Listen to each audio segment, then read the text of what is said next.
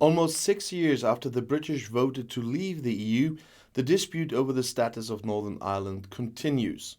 Now London is once again threatening to unilaterally withdraw from the agreements that have been reached with great difficulty. I talked about this a lot, but it's necessary to talk about it again. The most important questions and answers will be in this video. Why does Northern Ireland need special Brexit status? The North, which is part of the United Kingdom, shares a border of around 500 kilometers with the EU member Ireland. Since Brexit, an external border of the European Union has been running there. All sides there want to avoid product checks at all costs, because otherwise the violent conflict between the supporters and opponents of an Irish reunification is expected to flare up again. The question of how, despite an open border on the island of Ireland, the European single market can be protected from the import of products that do not meet EU standards or that have been subject to tariffs, that became the toughest nut of the Brexit talks. So what is the Northern Ireland Protocol? The Northern Ireland Protocol is part of the Brexit deal and stipulates that the region will continue to follow the rules of the EU internal market and the European Customs Union. This can prevent checks at the inner Irish border. Instead, however, checks must now be carried out when products are brought into the north from England, Scotland or Wales. British Prime Minister Boris Johnson signed the agreement at the end of 2019 and celebrated it as a major breakthrough after his predecessor Theresa May failed several times with her backstop plan in Parliament in London. The backstop had provided for the entire United Kingdom to remain in the internal market and customs union until further notice. With this ready-to-bake deal, as he called it, Johnson contested the election campaign that same year and won a large majority. But what is wrong with the British government? Johnson made it clear shortly after the Brexit deal was signed that he didn't want to stick to the deal. He repeatedly denied that checks between Great Britain and the North were even planned.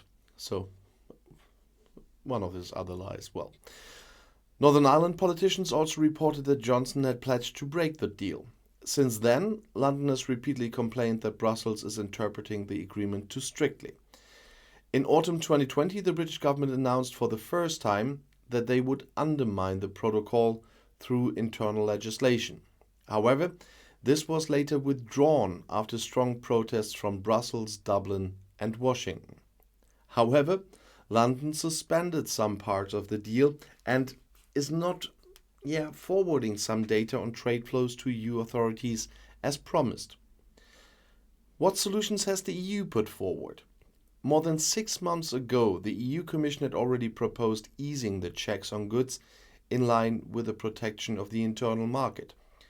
The checks of quality standards for food and other goods should be reduced just as significantly as customs formalities. But the proposals did not go far enough for London. Well, nothing will ever do that. So far, London has not been able to appease an agreement on further exceptions for the transport of medicines. How could the EU react to the breach of the Northern Ireland Protocol? On Wednesday, the EU Commission launched a counter-attack and started infringement proceedings against London. Specifically, 3 legal procedures are involved.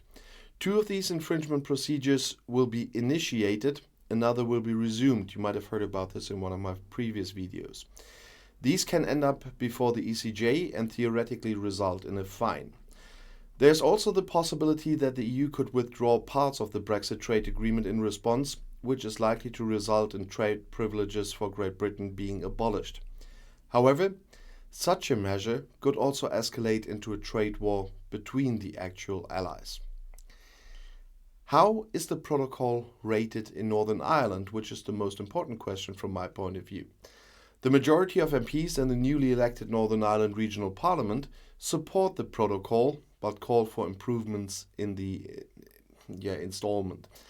In an open letter, 52 of the 90 MPs recently expressed their frustration at the recent escalation by the British government.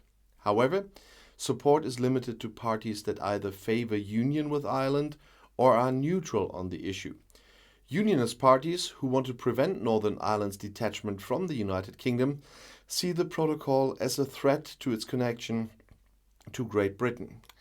In protest, the largest unionist party, the DUP, is currently blocking the formation of a unity government with the Republican Sinn Féin, which was envisaged in the 1998 peace agreement known as the Good Friday Agreement. So either they work together or there will be no government.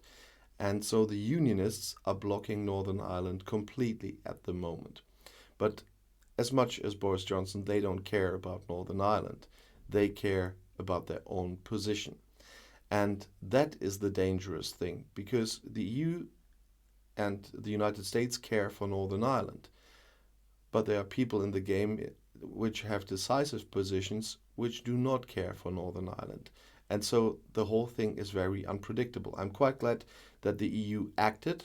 They have just watched these shenanigans from London far too long.